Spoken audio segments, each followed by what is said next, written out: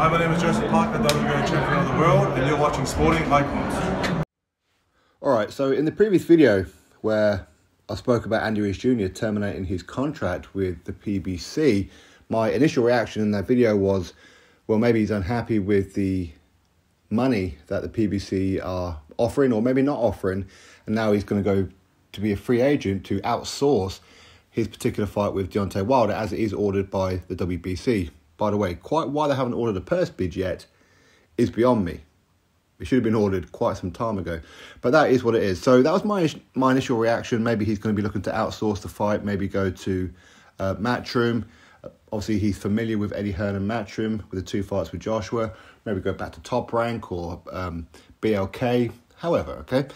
But something that didn't really occur to me until some of you mentioned it in the comment section of that video, which was, well, maybe he could be going back to Top Rank because he could be the stand-in opponent for Tyson Fury for April the 29th at Wembley Stadium. So as I said, that never really occurred to me until some of you mentioned it, which is very, very possible. Now, is that a good backup option if the Oleksandr Usyk fight doesn't happen?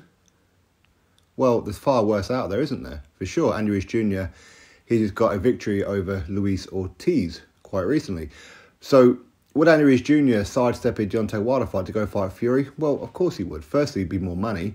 And secondly, it's direct to a world title shot, because ultimately the Deontay Wilder fight is for the mandatory position to fight Tyson Fury currently for the WBC heavyweight world title. So he can just skip all that process and go straight into it. So it's definitely food for thought. It could be. It wouldn't surprise me if that is something that has been discussed. We know Tyson Fury has been discussing, or at least his team have been discussing with alternative opponents. Why not Andy Ruiz Jr.? You know, he's ranked very high in the WBC. But again, hopefully the Oleksandr Usyk fight happens, obviously because it's undisputed. I do believe that fight will happen because I heard something today from Oleksandr Usyk's team, shall we say, that he's due to start training for Tyson Fury.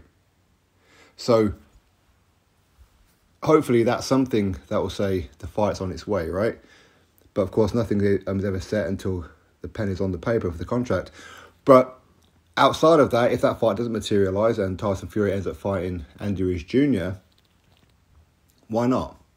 I mean, I would have preferred that fight to the Derek Chisora one. I would have done. And I think most of you would have done too. But of course, some people will look at it and say, well, he's ducked Oleksandr Usyk to go fight Andy Ruiz Jr. And it's a money move. And it could be a money move, obviously, because Usyk, and rightfully so, will want 50%. Fury don't want to give up 50%. So he can offer the fight to Andy Ruiz Jr. and maybe make more money at Wembley Stadium because he's going to be the clear A side in that one. In other words, he's going to offer Andy Ruiz Jr. either a smaller cut or a flat fee, however it's going to be, knowing that he's going to get an even bigger cut. So it's food for thought. So yeah, well done to some of you. It could well be happening. The conspiracies in boxing, huh? Never ending. Drop your thoughts below, click thumbs up, subscribe. Catch you next video.